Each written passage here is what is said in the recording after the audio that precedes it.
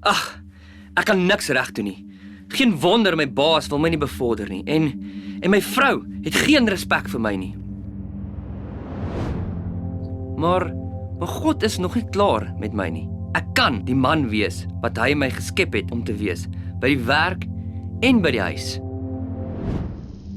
Ek kan nie glo hy tree so op nie. Wat 'n gek. Hy moet regtig 'n moeilike dag hê. Maar miskien het God my hier geplaas om 'n verskil in sy lewe te maak. Ek kan nie ophou om dit te doen nie. Ek is so gefrustreerd met myself.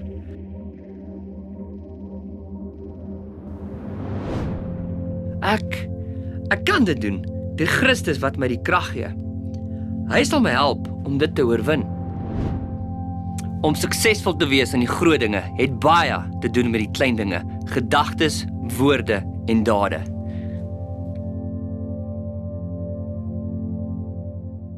Goeiedag geliefde en welkom by ons aanlyn diens. Ons skop vandag af met 'n splinternuwe preekreeks Klein dinge, groot verskil. Indien jy nuut is op hierdie kanaal, wil ons vir jou sê baie welkom. Dit is en sal altyd vir ons 'n enorme voorreg wees wanneer jy saam met ons wandel in God se woord. Nou indien jy nuut is of dalk net nog nie weet nie, kan jy die preeknota van hierdie boodskap aflaai deur net te gaan kyk onder die description gedeelte van hierdie video. Dis net aan die onderkant as jy op YouTube kyk of sê nou maar jy cast na jou TV toe, gaan jy dit nou nie kan kry nie, maar jy moet dalk op jou foon of jou rekenaar net aan die onderkant kyk as jy later wou weer na die notas kyk of net saam volg. So, goed. Soos ek reeds gesê het, ons nuwe preekreeks is Klein dinge, groot verskil. Nou ek dink baie van julle mag dalk dink dat hierdie tema is iets wat hoort aan die begin van die jaar, nie meer 'n nuwejaarspreek, want aan die begin van die jaar is daar al hierdie ekstra energie en optimisme vir wat die jaar kan inhou. Daar's altyd hierdie gevoel aan die begin van 'n nuwe jaar dat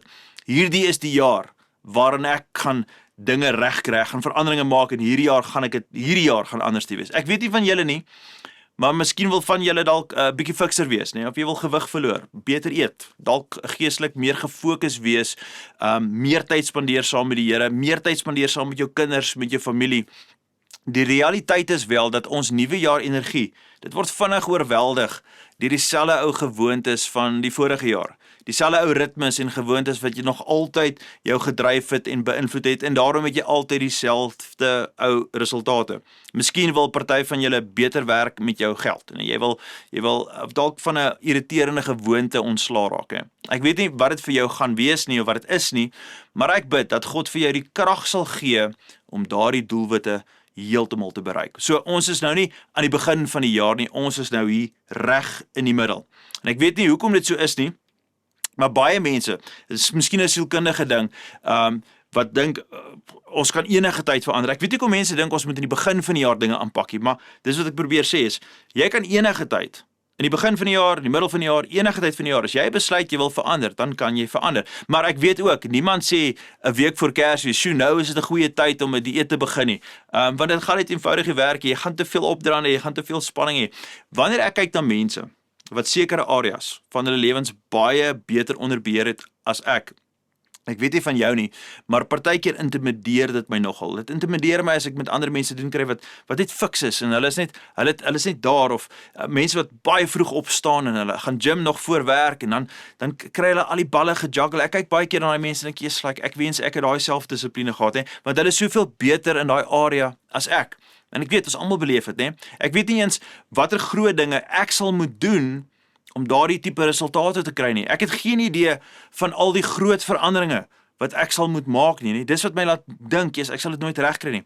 Nou ek wil vandag vir jou goeie nuus bring. En as jy al ooit so gevoel het, hier is die goeie nuus. Want ek glo regtig, dis nie gewoonlik die groot veranderinge wat ons moet maak nie. En as jy notas neem, as jy nou daar besig is om te skryf, hier is die kerngedagte van hierdie volgende 4 weke se reeks. Hier is wat ek wil hê jy moet neerskryf. Dis dikwels die klein dinge wat niemand sien nie, wat lei tot die groot dinge wat almal wil hê, né? Dis die klein dinge wat lei na die groot dinge. Laat ek dit weer sê, né? Want ek glo regtig daar is krag in hierdie gedagte. Dis nie die groot dinge nie, maar dis dikwels die klein dinge wat niemand sien nie, wat lei tot die groot dinge wat almal wil hê.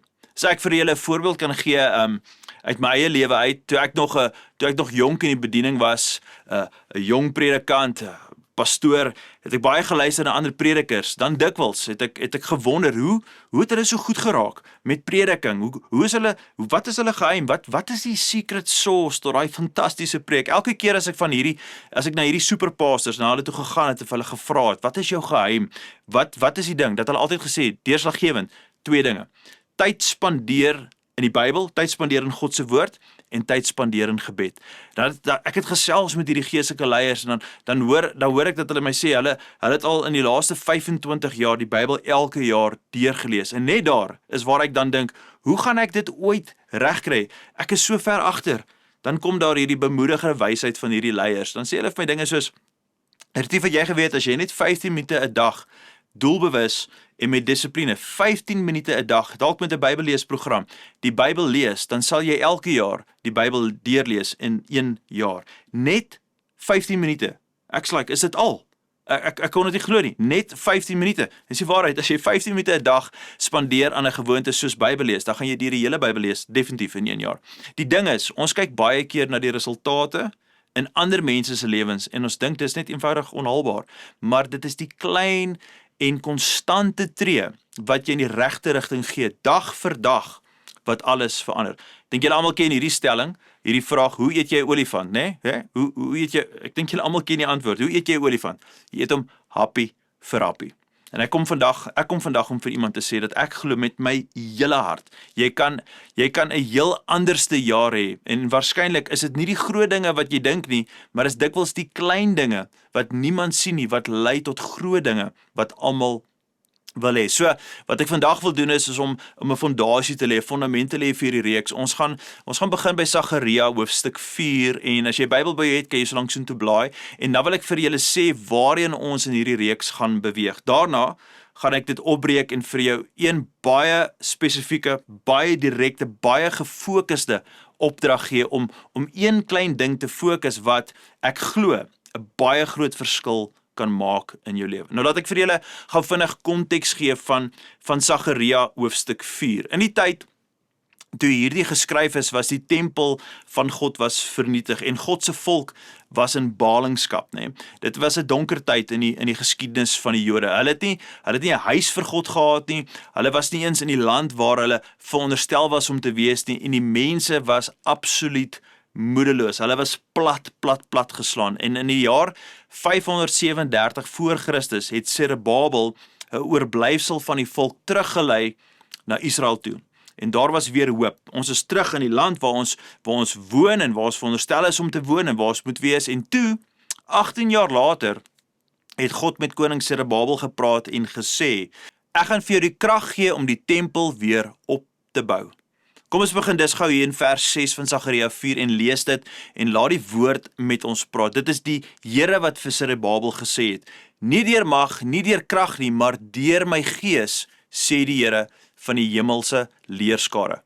Nie deur mag of krag nie. Geliefde, met ander woorde, die tempel gaan nie herbou word op 'n manier wat vir Zerubbabel krediet gee nie, maar dit gaan wees deur my, deur God se wat, né? Hier's die punt. Jy en ek, ons kan probeer om te verander en dit te probeer doen in ons eie krag. En jy kan selfs 'n paar klein verbeterings maak deur jou eie pogings, né? Dit is so. Maar as jy jou wil verbind tot 'n krag wat groter is as wat jy self het, as jy jou verbind tot die krag van die Heilige Gees, dan word sy krag volmaak in jou swakheid. Nie deur ons pogings nie, nie deur ons eie mag nie, nie deur ons eie krag nie, maar deur sy Gees kan hy jou verander. Jy kan die hele dag lank jou uiterste bes probeer om veranderinge aan te bring, né? Jou eie poging aan te wend, maar wanneer jy jou verbind, en as jy commit aan die Gees van God, is daar krag wat verder strek as enigiets wat jy self kan opwek. Dit kom nie uit ons eie uit, dit kom van die Here af. Sommige van julle probeer al jare lank om iets te verander, iets te verbeter, en jy kan dit nie self doen nie. Jy het al hoeveel keer probeer en jy kry dit net nie reg nie. Nou is die tyd waar dit nie deur jou mag of krag gaan wees nie, maar deur sy Gees, sê die Here. God sê, ek gaan vir jou my krag gee om hierdie tempel te herbou. Nou in vers 7 gaan die skrywer aan en sê hy, niks Selfs nie 'n groot berg nie sal in Zerubbabel se pad bly staan nie. Dit sal 'n gelyke vlakte word voor hom. Met ander woorde, wanneer God iemand roep om iets te doen, is daar geen krag op aarde wat die krag en die wil van God deur daardie persoon kan keer nie. Yes, daai is kosbaar. Verder sê die skrywer, en wanneer Zerubbabel die laaste steen van die tempel in plek sit, sal die mense uitroep, mag God dit seën. Ek hou daarvan. Ek hou daarvan dat God reeds die einde raak sien. Nog voordat die bouwerk begin het, is God besig om te kyk na die eindproduk. Nog voordat jy selfs probeer om te doen wat God op jou hart lê, weet God reeds wat resultaat kan wees. As jy oorgee aan die krag van sy gees, dan gaan ons daai resultate kan sien en beleef. Nou in vers 8 sê dit, toe het die Here weer met my gepraat. Zerubbabel het die fondament van hierdie tempel gelê en hy sal dit voltooi. As ons hier 'n oomblik sou stil staan, net vir 'n oomblik pause en net dink. Ek het 'n bietjie navorsing oor die agtergrond van hierdie storie en gaan doen en wat ek gevind het is dat die aanvanklike fases van die konstruksie eintlik baie ongemaklik en baie stadig was. Hulle het nie vinnig gevorder nie. En as jy in Esra lees, sien jy dat daar tye was waar mense op die vroeë stadiums van hierdie bouwerk, dan besoek hulle dit, die fondasies en so aan, en dan het hulle gehuil, nê? Dis wat Esra vir ons sê, hulle het gehuil. Daar is verskillende menings nogals oor hoekom hulle gehuil het. Party glo hulle het gehuil van blydskap omdat die tempel herbou word, maar baie meer van die teoloë en geskiedkundiges sê dat hulle glo die mense het gehuil omdat hulle verleë was, nee, omdat dit so onooglik en onindrukwekkend was. Hulle het gedink, dis so klein en pateties, hier is net 'n paar klippe. Nee, dit gaan ons nêrens vat, hierdie tempel gaan nooit herbou word soos die mense was, hulle was sê daaroor. En die realiteit is, dis dikwels presies hoe ons voel. Jy gaan gym toe, jy is op 'n treadmill en jy dink ek moet net al hierdie gewig verloor en ek het net 1 kilo en dan jy werk hard en jy hardloop en dan na maande het jy nog net 1 kilogram verloor en jy voel jy kom net nêrens nie, of ek moet soveel dinge verander in my lewe. Ek probeer so hard, nê, en na 3 dae ek wil hierdie ding doen en 3 dae later dan val ek maar net terug in my ou gewoonte. En dan voel ons so skaam oor daardie klein begin, hè. Kyk gou wat sê vers 10 en ek hoop dit bemoedig party van julle. Kyk gou wat sê dit. Moenie die dag van klein dingetjies gering ag nie, want die Here is bly om te sien hoe die werk begin. Geliefde, jy moet eers een klip neerlê voordat jy 'n tweede klip kan neerlê. Jy moet net ergens begin. En dis wat vir God verheug, né? Hy verheug hom wanneer jy en ek getrou is met die klein dinge. Een van die uitdagings is dat ons dikwels na mense kyk en ons kyk na hulle hoogtepunte, maar ons ken ons eie agter die skerms situasie en ons raak dan geïntimideer. Nee, jy kyk na mense in die Bybel en sê, kyk na Dawid.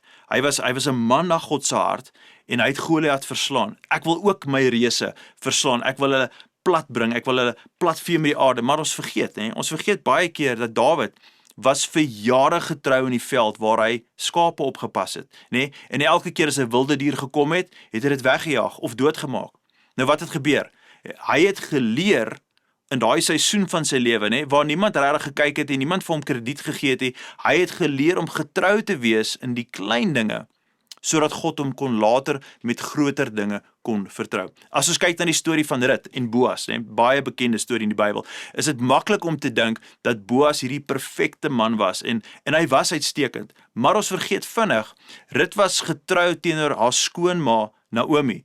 Toe sy dit nie hoef te gewees het, toe dit makliker sou gewees om net aan te beweeg en aan te gaan met haar lewe en van Naomi te los, was sy wel getrou en het vir jare lank en jare oor en oor getrou gewees teenoor Naomi en by haar gebly. En in daardie getrouheid het God 'n deur oopgemaak vir God se seun deur Boas, né? Gaan lees die storie van Rut.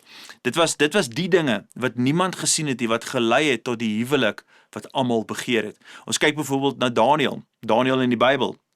En ons weet, hy was uiters sterk in sy geloof. Hy staan daar in die leeukuil en sy geloof wankel nie, né? En dan wil jy sê, ek wil ook so 'n geloof hê. Maar ons vergeet dat Daniel se ritme, Daniel se ingesteldheid was om 3 keer per dag, jaar na jaar, dag vir dag, elke dag, tyd op sy te sit, op sy knieë neer te gaan en om die Here te soek in gebed. Hy het 'n gebedslewe gehad wat ons almal na kan opkyk. En wat dink jy? Watter soort geloof sou jy hê, né? Ek en jy, wat se tipe geloof sal ons hê as ons 3 keer 'n dag tyd op sy sit, net om te bid en tyd te spandeer saam met die Here. Geliefde, dis die dinge wat niemand sien nie, wat lei tot die dinge wat almal graag wil hê. Daar is 'n leierskapsboek getiteld Wooden on Leadership. Dit gaan oor 'n man met die naam John Wooden, een van die grootste en bekendste basketbal, afrigters van alle tye. En ek weet hier in Suid-Afrika kyk ons nie regtig basketbal nie, maar dit is 'n fantastiese ding as jy die boek gaan lees en leer wat hy alles aangepak het en reg gekry het. Nou, hy het van die bestes afgerig en hy's onder andere bekend en hoor hier is ongelooflik dat sy span wat hy afgerig het 88 wedstryde agtereenvolgend gewen. Dis nogals impressive. Nou weet julle waarmee het hy sy eerste oefensessie altyd begin? As hy 'n nuwe span inkry, die eerste oefensessie van die seisoen het so begin. Hy het die spelers ingebring, geen oefening nie, geen opwarming nie, geen vrygooie of hulle oefen om hy bal deur daai basket te kry nie. Die heel eerste oefensessie was eenvoudig, sit en trek jou sokkies aan, né? Sit daar en fokus om jou sokkies aan te trek en seker te maak jou sokkies het reg en dan fokus om jou skoene aan te trek, baie sorgvuldig, want hy het gevind dat niemand regtig daaraan dink hoe jy jou sokkies aantrek. En ek weet dit klink half snaaks, maar kyk na sy rekord, 88 wedstryde na mekaar.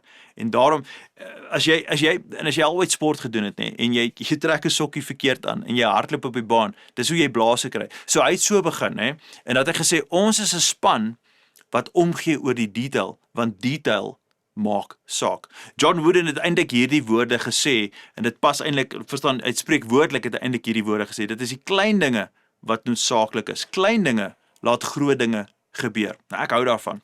Dis dikwels die klein dinge wat niemand sien nie, wat lei tot die groot dinge wat almal wil hê. So hier is wat ons gaan doen vir die volgende paar weke. Ons gaan fokus op 3 baie belangrike areas. Ons gaan fokus op ons denke, ons woorde en ons gewoontes. Iemand het die volgende gesê en ek wil hê jy moet nadink hieroor en dis dalk het jy dit al gehoor, maar dis hoekom denke so belangrik is, Hoekom is ons denke, Ons denke is belangrik want ons denke word woorde. Ons woorde word dade en ons dade word gewoontes en ons gewoontes skep ons eindbestemming. So geliefde, volgende week gaan ons begin om klein veranderinge aan te bring in ons gedagtes. Soos 'n mens dink in sy hart, so is hy.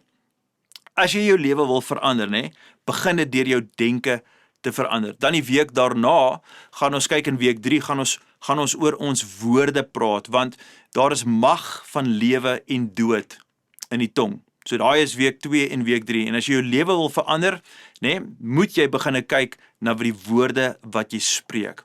As jy jou leefwyse wil verander die woorde wat jy spreek. In week 4 gaan ons kyk na ons gewoontes. En hoekom moet ons kyk na ons gewoontes? Want gewoontes is wat ons herhaaldelik doen, is eventueel waar ons gaan opeindig.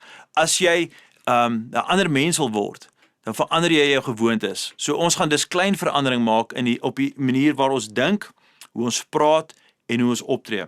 En dis juist hierdie klein veranderinge wat ander dalk nie eers raak sien nie, wat sal lei tot die resultate waarna ons almal verlang.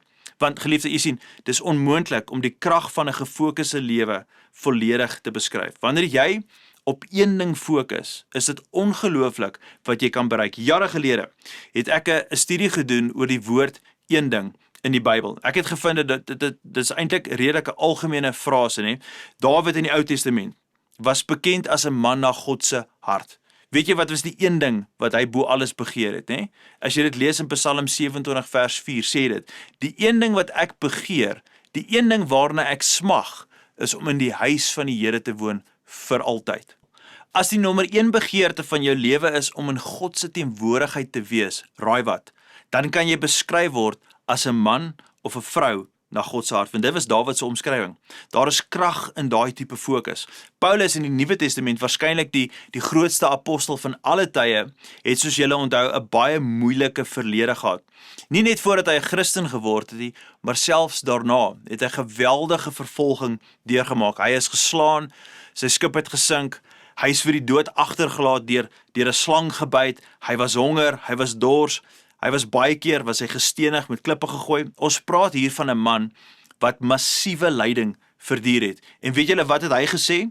In plaas daarvan om te sê, ag, ek dink aan my verlede, ag, dit was so moeilik, ag, my lewe is so gesukkel, julle sal nie glo hoe sleg mense my behandel het nie, nê? Dit was nie sy storie nie, nê? Hy was aanhoudend vervolg. Weet julle wat het hy eintlik gesê? Ons lees dit hier in Filippense 3 vers 13. Maar een ding doen ek. Ek vergeet wat agter is en strek my uit na wat voor is. Geliefde, met ander woorde, Paulus sê, ek gaan nie toelaat dat my verlede my toekoms definieer nie. God het iets meer vir my. So, hierdie een ding doen ek. Ek laat alles agter my los en ek beweeg vorentoe, want God het nog iets vir my. Hierdie een ding. Wanneer jy op een ding fokus, is dit ongelooflik wat God kan doen, nee, in en deur jou lewe. Maar wanneer jy daardie een ding mis, is dit verstommend watter seëninge jy kan misloop. Jesus op 'n stadium kuier by Maria en Martha van sy binnekringvriende, Lazarus se 2 sissies. Ons lees van dit in Lukas 10. En jy kan daar gaan vir verder studie daar gaan kyk, maar Maria het Jesus se teenwoordigheid geniet. Sy het by sy voete gaan sit en Martha was heeltemal die mekaar nie. Sy was frustreerd want die tee is koud en die borde pas nie by mekaar nie en sy's besig om gasvry te wees en daar sit haar sussie by Jesus se voete en sy's ontsteld omdat sy nie vir haar help in die kombuis nie. Nou wat ook al, ek weet nie presies wat Martha alles gedoen het wat haar ontstel het nie, maar jy kan jouself net indink, gebruik maar jou verbeelding. Nou Jesus kyk toe vir Martha en hy sê van Martha, jy is bekommerd oor soveel dinge, maar net een ding is nodig. Maria, wat by die voete van Jesus gesit het gekies wat beter is en dit sal nie van haar af weggeneem word nie. Dit was die woorde wat Jesus gebruik het om met Martha te praat. Nee, hy sê eintlik vir Martha, jy het die belangrikste ding gemis. Jesus het ook baie ryk, suksesvolle man. Op 'n ander stadium is daar 'n jong sakeman wat hy ontmoet en die man wou Jesus volg. Hy soos, Here, ek wil deel word van jou span, hè. Ek wil saam met u beweeg. Ek wil saam met u disippels en die volgelinge saam beweeg. Maar die probleem was dat sy materiële besitting so belangrik vir hom was dat hy die ware seëning van disipel wees heeltemal misgeloop het. En Jesus het vir hom gesê, jy kort net een ding. Net een ding, en net hierdie een ding, kry hierdie een ding reg, en jy kan help om die wêreld te verander, jy kan help om die wêreld 'n beter plek te maak, jy kan saam met my beweeg, jy kort net hierdie een ding, gaan verkoop jou besittings, gee alles weg, moet dit glad nie dat dit 'n vashou het op jou lewe nie, en dan kom volg jy my. Maar weet julle wat het gebeur? Daai jong man het hartseer weggestap, want hy was nie bereid om daardie een ding te doen, wat sy lewe sou verander het nie.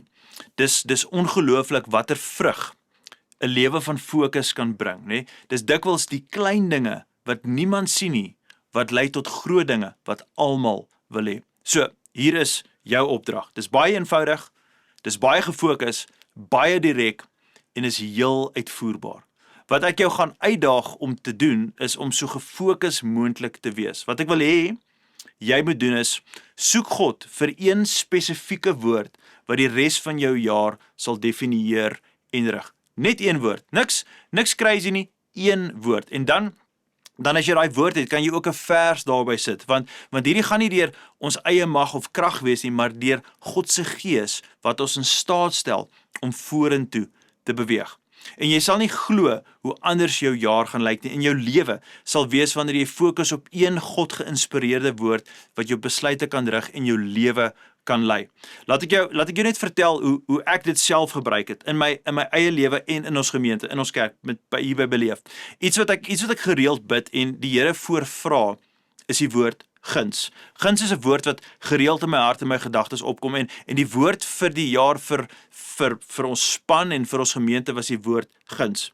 Daarom was guns werklik die woord wat ek geglo het God vir ons gemeente gegee het en ons het dit toegelaat om ons hierdie hele jaar te rig. Die vers wat ek gekies het en ek's mal oor hierdie vers, dit kom uit Lukas 5 vers 52 en Jesus het verstandelik en liggaamlik gegroei en in guns by God en die mense toegeneem. Ek hou van daardie motivering, guns by God en guns by mense, maar het ek en jy 'n aandeel, wat moet ons doen? Jesus Christus het gegroei liggaamlik, hy was 12 jaar oud, so hy moes nog groei, maar hy het ook gegroei verstandelik, oor wie God is en oor sy koninkryk, en dit is wat ek en jy, ons moet groei oor wie God vir ons is. Met ander woorde, as jy wil hê jou invloed moet groter word, moet jy ook seker maak jou verhouding met God groei dieper. As jy terugkyk na die boodskappe wat ek hierdie jaar al gepreek het, en as jy al vir ons vir 'n rukkie volg, dan sal jy weet, baie van die boodskappe jy al geluister, né? Daai boodskappe was doelbewus gebid en beplan om die kerk te groei in hulle verhouding met ons hemelse Vader, né? Een van die boodskappe was, giet alles uit. Dit was 'n boodskap oor aanbidding, om te fokus op Jesus, né? En om raak te sien wie Jesus is. Dan was daar nog 'n boodskap geskaap om soos Jesus te wees. Weereens 'n boodskap om te besef, wat is my en jou identiteit in Christus? Dan plug, wat ons gemeente se interne drywers is van beleef. Dis 'n akroniem wat staan vir prys, liefhê, uitgee, groei, gaan. Die plagpreke was alles preke wat ons help dink aan wie God is en hoe ons kan groei in guns by hom. Dis ongelooflik wat God kan doen wanneer jy fokus op een baie direkte woord. En ek dank die Here vir wat alles in hierdie laaste jaar gebeur het in en deur Beleef Gemeente. Om vir julle dit in te bind, ons het 'n kampus 14 maande terug geplant in Alberton.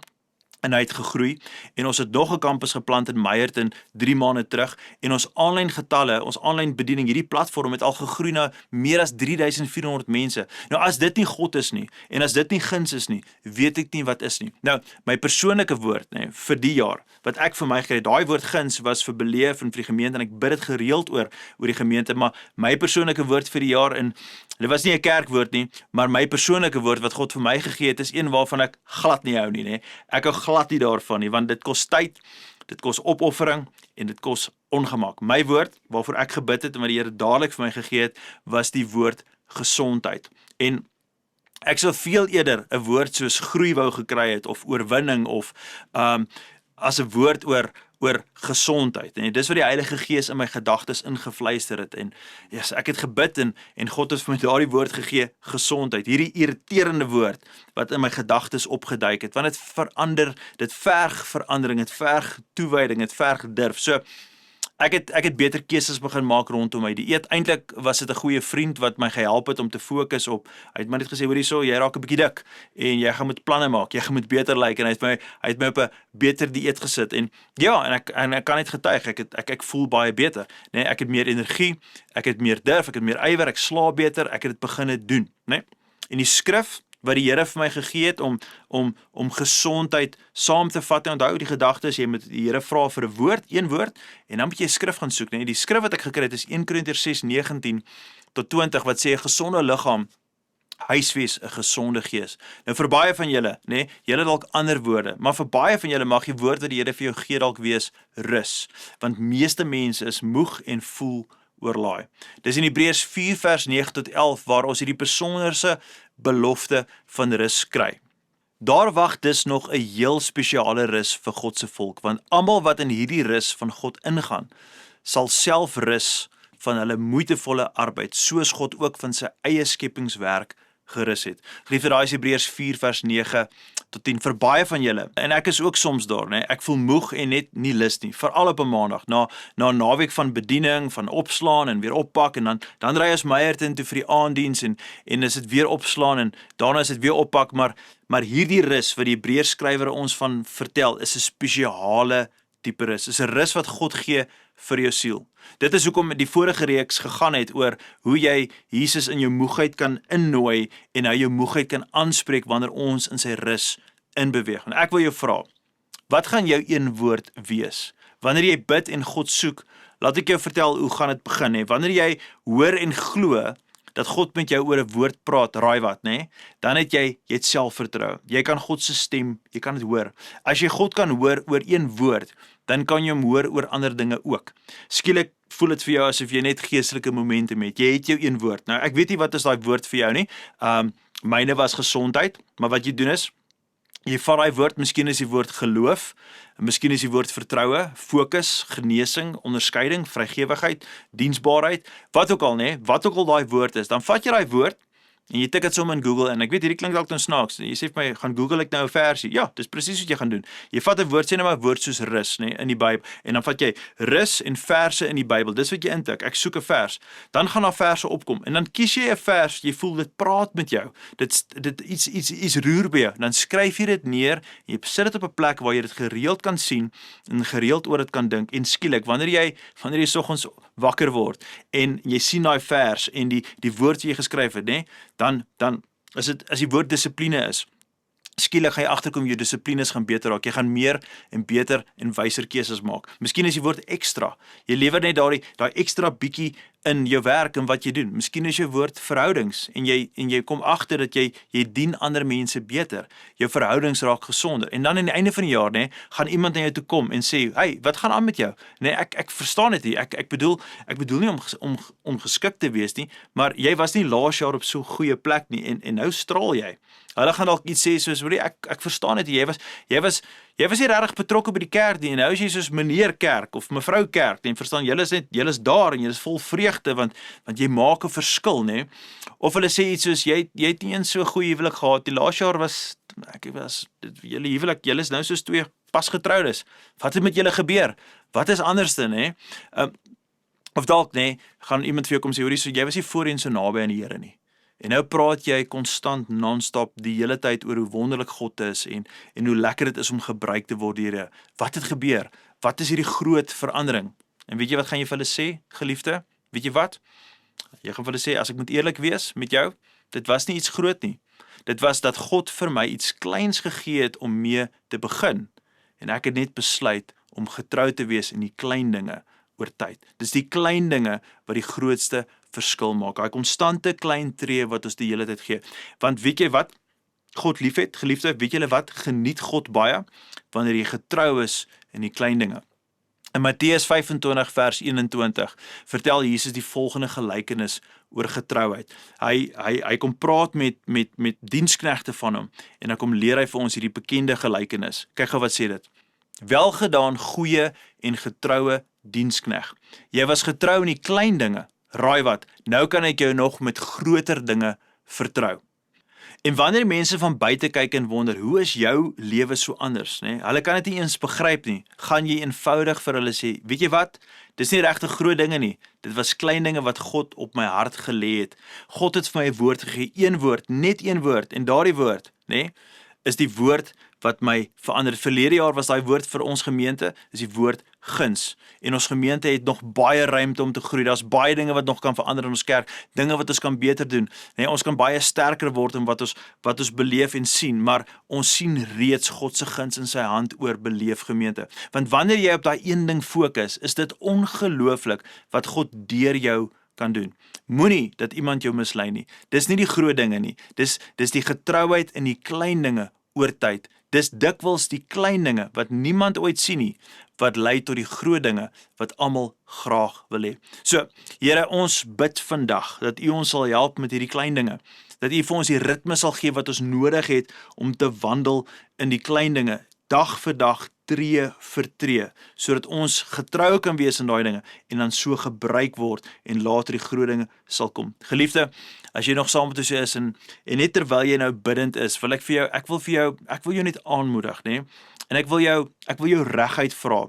Hoeveel van julle sal commit om vir een woord en vir een vers by God te stop en te sit en sê, Here, ek soek U vir een woord en ek soek U vir een vers wat my res van my jaar vir my gaan rig en verander. En ek dank die Here vir 'n gemeente wat gaan versterk word omdat ons gaan getrou wees in dit. Vol mense, nê? 'n Gemeente vol mense wat gevorm word na die beeld van U seun, Jesus en verander word van binne af buitentoe, want ons rig en ons fokus ons gedagtes na een woord toe en ons rig ons gedagtes na U toe, Here. En ek het vir jou beloof, geliefde, as jy gaan die Here vertrou vir daai een woord, en ek weet van julle het my hierdie week al gekontak en gesê ek het daai een woord gekry, as jy gebid het, jy daai woord beleef en dalk hoor jy vandag hierdie boodskap vir die eerste keer, dalk kyk jy hom vir die tweede keer, tik in die kommentaar, wat is jou woord?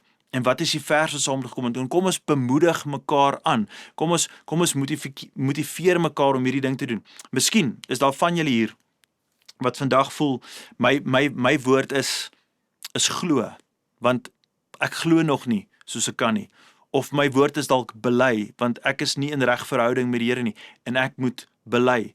En ek wil vir jou aanmoedig, geliefde, as dit jy is wat moet beginne glo en moet bely, dis die beste wat jy kan doen, is om te bely dat Jesus Christus is die Seun van God, en as jy kan glo, dat hy uit die dood het opgestaan, en sit in die regterhand van ons hemelse Vader, en is die een wat jou kan verlos van 'n gebroke lewe, en herstel met God in verhouding, dan gaan jou lewe radikaal verander. Ek vir jou beloof. En as dit jy is wat sê, ek wil vandag 'n keuse maak vir Jesus Christus, ek wil my lewe rig na hom toe, ek wil bely en ek wil glo dat hy is die een wat my kan verander, wil ek jou so graag vra dat jy vir ons sommer in die kommentaar sal sê ja vir Jesus, of stuur vir ons 'n boodskap by javierjesus@beleef.org.za, javierjesus@beleef.org.za, want ons wil graag vir jou 'n hulpmiddel aanstuur wat jou gaan help op jou wandelspad saam met Jesus. Geliefde, dit is vir my 'n voorreg om vandag hierdie woord saam met jou te kon gedeel het, en ek vertrou dat julle die res van hierdie reeks saam met ons gaan wandel, waar ons gaan praat oor ons gedagtes, oor ons woorde